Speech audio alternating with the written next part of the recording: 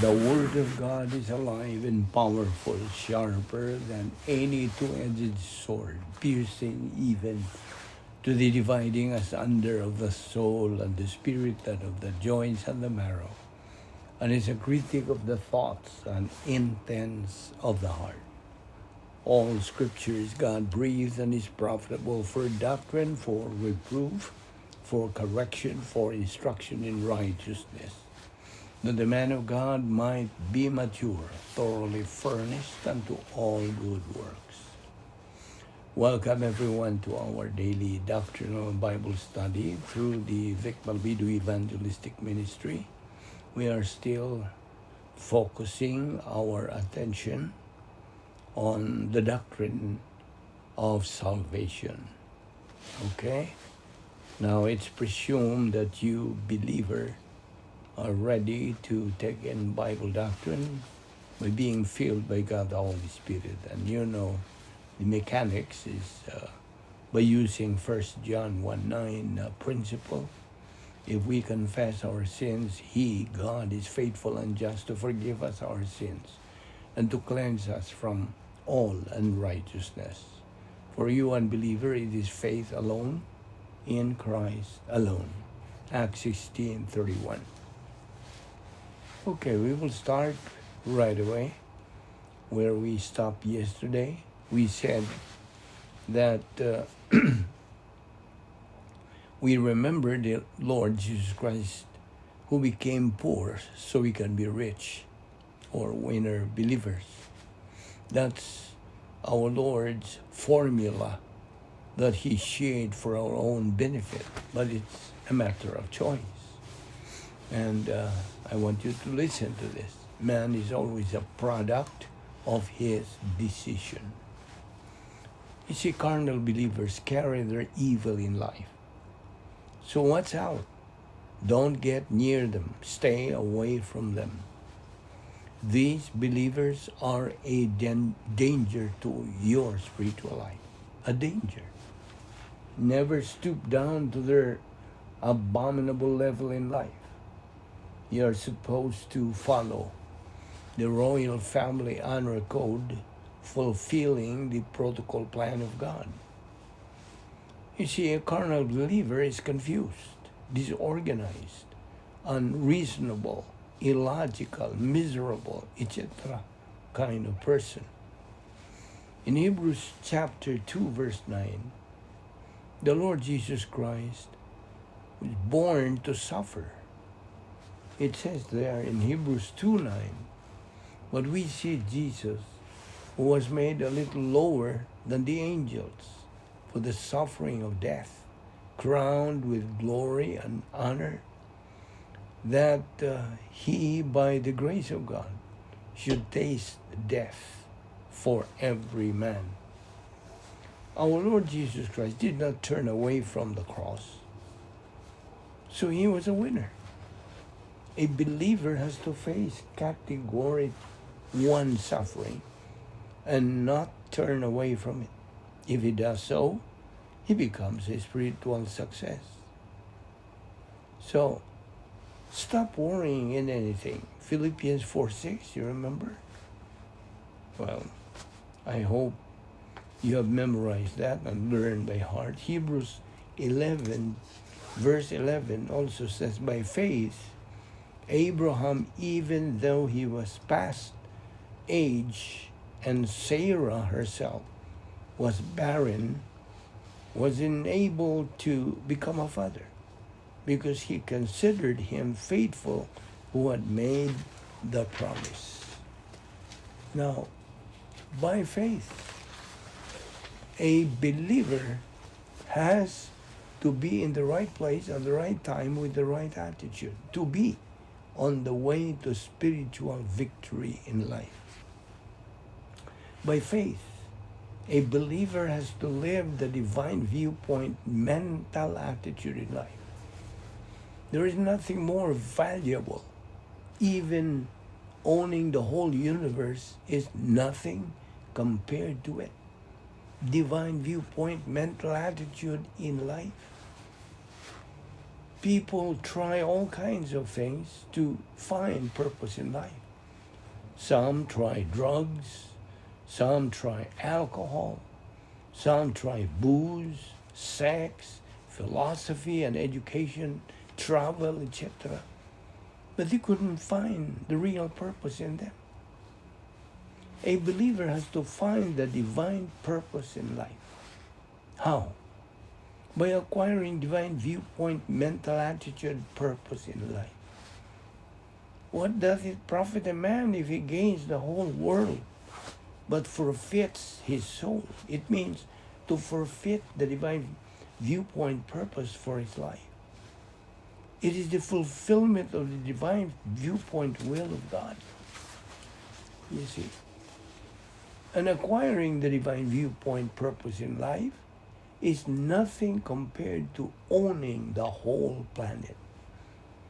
Owning the universe is far inferior in value than owning the divine purpose in life. Now, in John chapter 5, verse 24, it talks about 7 deaths in the Word of God. Okay, if you want to make a list of this, number 1 is spiritual death. Now, you can read that in Genesis chapter 2, verse 16 and 17, Genesis chapter 3, 6 and 7, and in the New Testament in Ephesians chapter 2, verse 1. There are 3 things that man needs. Number 1, he has to have eternal life. Number 2, he has to have the imputed righteousness. And number 3, he has to be reconciled to God. Now, that's the first death, kind of death, spiritual. The second is physical. For unbelievers, his soul goes to torments, and then in Revelation 20, 11 to 15, the great white throne judgment.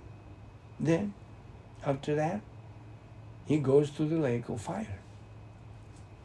Okay, for believers, absent in the body, face to face with the Lord.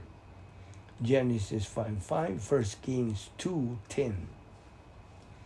Well, in Hebrews chapter 9, verse 27, it is appointed unto men once to die, and after this, the judgment.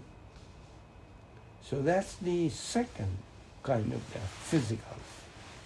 Let's go to the third, second death, defined as the lake of fire of Revelation 2:11, Revelation 26 and 14, and Revelation 21:8.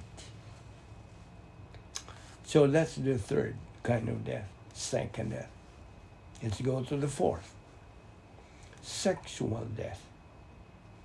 Now, this is procreative death or reproductive death.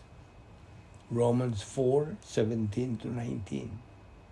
Now, what's an example of this is Abraham and Sarah's case. That's sexual death. Number 5, positional death. Romans chapter 6, verse 1 to 4. Number 6, carnal death. Can you give an example? Of course. Example is the prodigal son who went to a far country. Luke 15:11 to 32. Also in Romans 7:13, Romans 8:6, 1 Timothy 5:6, James 1:15, and Revelation 3:1. Okay. Now, when a believer lives inside the operational divine atmosphere and he is filled by God, the Holy Spirit, fulfilling the protocol plan of God, he is as good as God is good. When a believer resides in the operational divine atmosphere, he is spiritual. But when that believer resides in the CDs, cosmic dynaspheres, he is carnal. walking in darkness, producing human good, under God's discipline, he is wasting his life. Okay, what is number 7 kind of death? It is productional death. James 2:20 and 26. This is described as dead works because they are human good. Proverbs 12:14, there is a way that is right to a man, but, and so on, and so on. Okay? Now, 6 of the 7 deaths, by the way, are a problem. And therefore, God has a solution. Here are the solutions. Salvation of man. What the Lord Jesus Christ has done to save mankind. Now, salvation is not to invite Christ into your heart, or walk down an aisle, or join a church, or raise your hand, be baptized, do good works. It is believe in the Lord Jesus Christ, and thou shalt be saved. Acts 16:31. It is not good works or human good that man can be saved. No. Unless a man be born by water, that's the gospel, and spirit, that's the solution to spiritual death. Salvation, is bringing man from spiritual death to everlasting life. John 3, verse 36.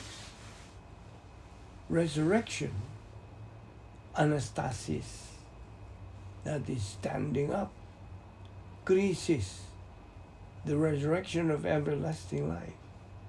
The resurrection of judgments or damnation or condemnation to unbelievers. But for you, believer, it's the resurrection of everlasting life. Doing good there does not refer to good works, but believing in Christ. John 8:28 and Ephesians 2:8 and 9. Furthermore, it means resurrection of life, eternal life.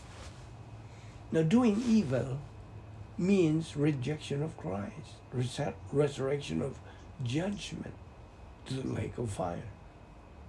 So, the first general resurrection then was the Lord Jesus Christ was the first to be raised from the dead.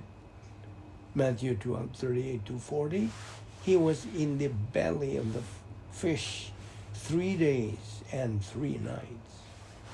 All the 3 members of the Godhead were involved in the resurrection of Christ. 1 Corinthians 15:1, it says, "Now, brothers, I want to remind you of the gospel I preached to you, which you received and on which you have taken your stand." Now, this verse, 1 Corinthians 15:1, is regarding the resurrection in the New Testament. Now, in verse 5 of that particular chapter, it says, "And that he appeared to Peter." Verse 6, fallen asleep. Now, 2 Corinthians 6:2, "Behold, now is the accepted time.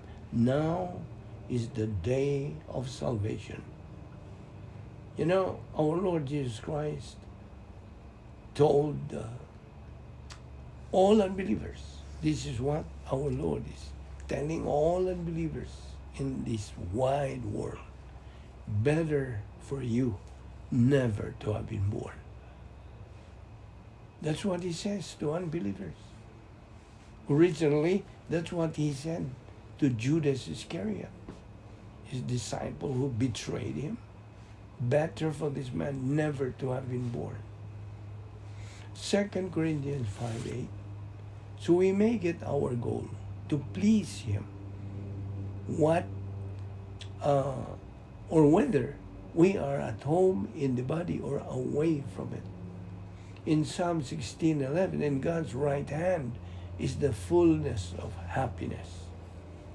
Christ is the first fruit. resurrection. Agricultural analogy, the fact that Christ is the first to be raised from the dead. In Colossians 1:15, He is the image of the invisible God, the firstborn over all creation. Verse 18, and He is the head of the body, the church. He is the beginning and firstborn from among the dead, so that in everything He might have the supremacy. You see, the firstborn there is childbirth analogy. In Revelation 1:4, John, to the 7 churches, that's what he said. In verse 5, and from Jesus Christ, who is the faithful witness, the firstborn from the dead, and the ruler of the kings of the earth. Now, paradises is the Greek word which means the garden of the king, also Sheol. In Luke 23, verse 39, one of the criminals who hung there hurled insults at him. Aren't you the Christ? Save yourself and us. Well, in verse 42, Jesus, remember me. He said, Jesus, remember me when you come into your kingdom. And verse 43, Jesus answered him, I tell you the truth. Today you will be with me in paradise. That's paradisos. In verse 46, Jesus called out with a loud voice, Father, into your hands I commit my spirit. John 10:18, no one takes it from me, but I lay it down. Well, the word Sheol, by the way, S-H-E-O-L. Sometimes it means the lake of fire. Sometimes as hell. Okay? And we are going to continue this study tomorrow. So don't forget to be with us so you can learn more Bible doctrine and behind the principles that you can apply in your life. Let us pray. Father, we thank you for this opportunity of studying your word. Thank you for our Bible study through the Balbido Evangelistic Ministry. All this we ask in Christ's name. Amen.